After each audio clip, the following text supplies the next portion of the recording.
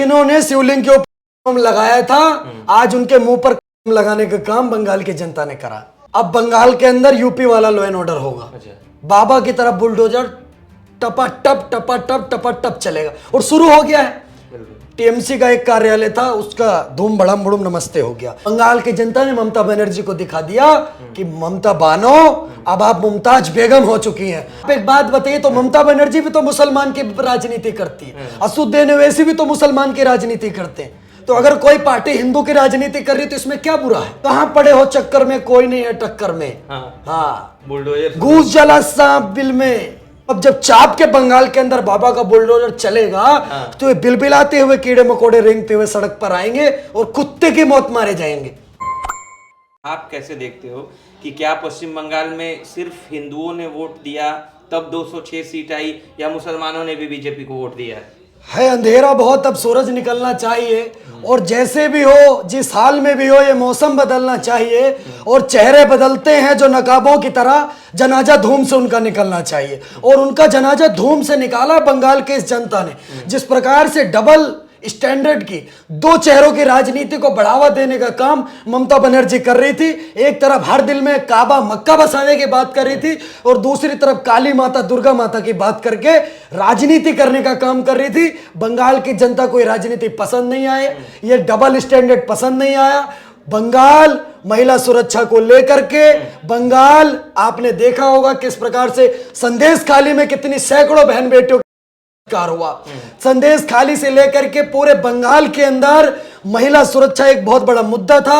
और जब लोकतंत्र के अंदर मतदान अपनी चरम सीमा पर जाता है तब इस बात को जनादेश कहते हैं। और ये बात इस बात का संदेश होती है कि जनता त्रस्त है और जनता बदलाव के लिए जा रही है। बंगाल की जनता ने बदलाव चुना और आज उसका नतीजा यह है कि बंगाल में 293 सीटों में 206 सीटें, यानी 200 पार कर रही है अगर कोई पार्टी, तो यानी एक जनादेश है। ये गुस्सा है जनता के प्रति। जो बंगाल में जय श्री राम बोलने नहीं दिया जाता था, बंगालियों ने बता दिया कि ये राम की धरती है, ये कृष्ण की धरती है, ये रविन्द्रनाथ टैगोर की धरती है।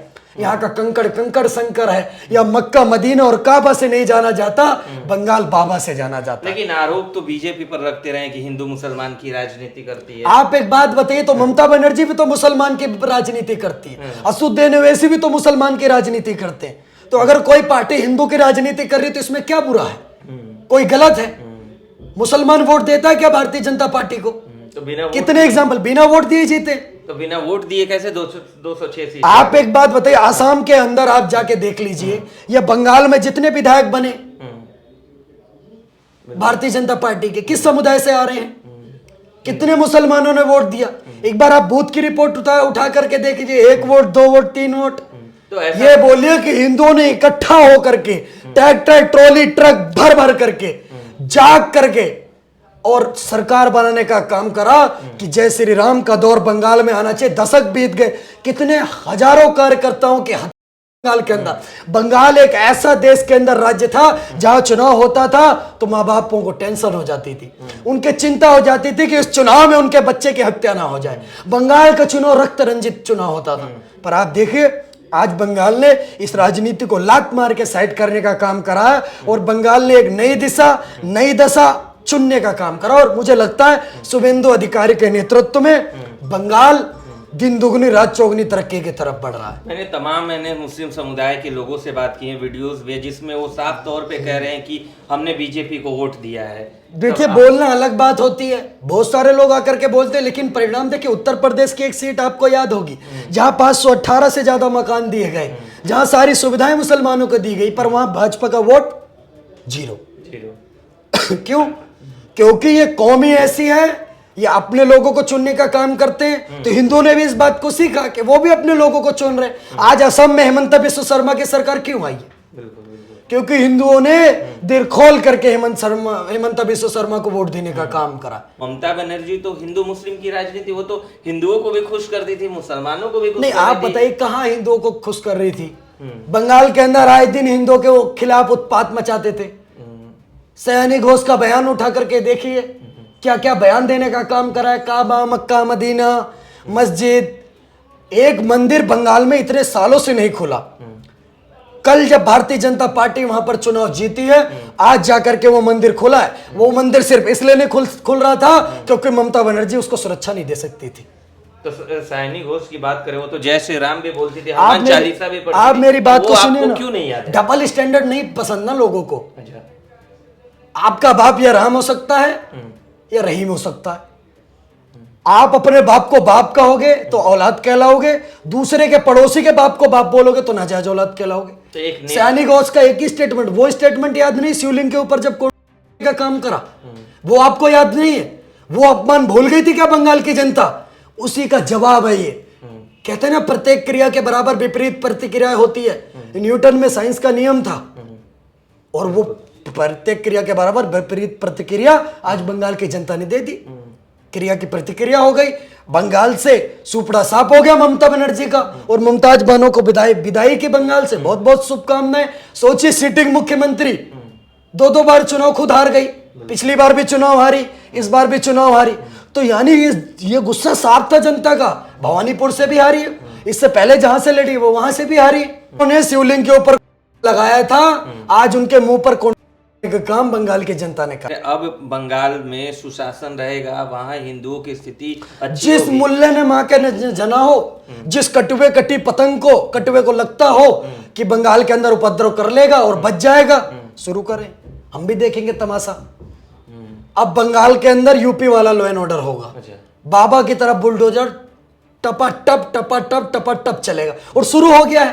बिल्कुल। टीएमसी का एक कार्यालय था, उसका धूम बड़म बुड़म नमस्ते हो गया। ममता बनर्जी बहुत कहती थी रोम्बा रोम्बा बुम्बा बुम्बा हम्बा हम्बा लंबा लंबा, तो अब की बार इतना लंबा दे दिया बंगाल की जनता ने और नमस्ते कर दिया, बेटा जाओ ऐस करो। तो आरोप लगा रहे हैं कि ईवीएम हैक करके केंद्रीय सुरक्षा बलों को लाकर यूपी से आईएएस आईपीएस को बुला के तब चुनाव जीता है। तू इधर उधर की ना बात कर, ये बता काफिला क्यों लूटा। ममता बनर्जी ये बताए कि उन्होंने जो अपने गुंडे पालने का काम कर रहे थे, जितने सालों से उन्होंने गुंडागर्दी की राजनीति करने का काम करा, जिसने हजारों सैकड़ों बहन बेटियों की इज्जत लूटने का काम करा, उसको ममता बनर्जी ने संरक्षण देने का काम करा।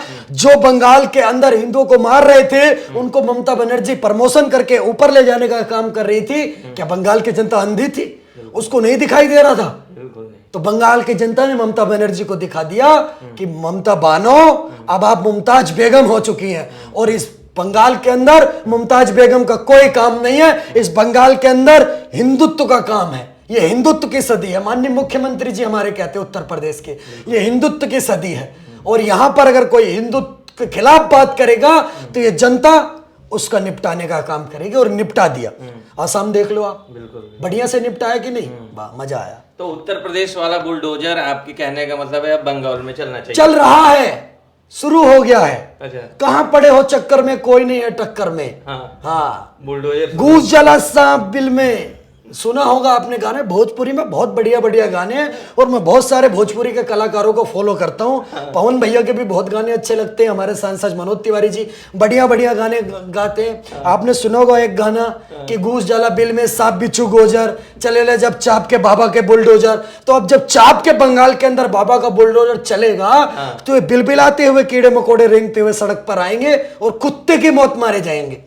जैसे कुत्ते की मौत मारा जाता है ना, कुत्ते की मौत मारा जाएगा बंगाल के अंदर, जो उपद्रव करने का काम करेगा। बिल्कुल। विकास होगा पश्चिम बंगाल में, लग रहा है। अब आप बताइए, अगर जनता ने जनादेश दिया तो विकास के लिए तो दिया। विकास होगा, लेकिन विकास के साथ साथ बंगाल के अंदर ये जो मुल्ला नामक कैंसर पल रहा था, रोहिंग्या नामक कैंसर पल रहा था, इस कैंसर का इलाज होगा, इसकी कीमियोथेरेपी करी जाएगी। अवैध बांग्लादेशियों का एक मुद्दा था चुनाव के दौरान, अब इसको कैसे देख रहे हैं? देखिए, जितने भी ये घुसपैठिए हैं जो पूरे देश के अंदर माहौल खराब करने का काम करते हैं, सैनिकों पर पत्थरबाजी करते हैं, पुलिस पर पत्थरबाजी करते हैं, लूट बलात्कार जैसे गंदे कृत्य करने का काम करते हैं, अब इनकी उल्टी गिनती शुरू हो गई है। अब ये 10, 9, 8, 7, बकरी की अम्मा कब तक खैर बनाएगी? जुम्मा 7 दिन, मुल्ला की दौड़ मस्जिद तक। सुअर कितने दिन जीता बताइए? बिल्कुल बिल्कुल। सुअर तब तक जीता जब तक उसको गू मिलता है। और लेकिन अब बंगाल में सुअरों का करने का काम ये नई सरकार करेगी।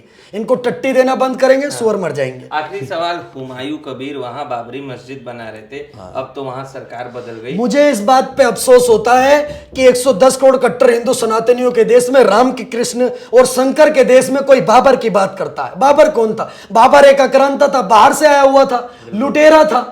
और सबसे बड़ी बात, बाबर एक हिजड़ा था, 14 साल के बाबरी नाम के लड़के से प्यार करता था। यह बात बाबरनामे में लिखी है। मुसलमानों के अंदर सारे योद्धा खत्म हो गए क्या? सब मर गए।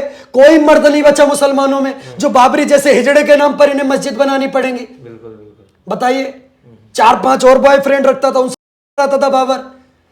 वो इनके आइडल हैं। अब जिसके आइडल होंगे वो कौन कहां जाएगी? आप सोच करके देखिए। क्या हारने की वजह ममता बनर्जी की ये बाबरी मस्जिद? बाबर जैसे को अपना आइडल बनाना, ये सबसे बड़ी वजह है। अब बताइए। बहुत बहुत धन्यवाद दर्शक, आपने समय दिया। तो आप न्यूज़ चौक देख रहे थे। नमस्कार।